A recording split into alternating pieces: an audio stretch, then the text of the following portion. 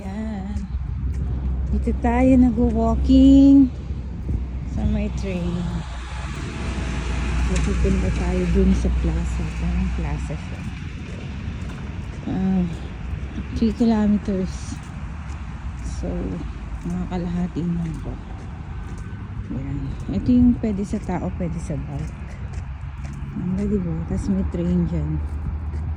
Train. Ayan, train. Train station nila. Ayun na ako nakadaan dito ng walking. So, pwede pala dito. Diba? Pwede mag-bike, pwede mag-walk. Ayan, may sign na bike lane. There. And then, pwede rin mag-walk ang tao. Pero hindi ako dyan. Dito ako. Sabi ni Google. Dito daw ako. Okay, bye! Pala yung FedEx port. Yun. Tsaka may line. Saan ka papunta? Hindi pwedeng walang line. Yan.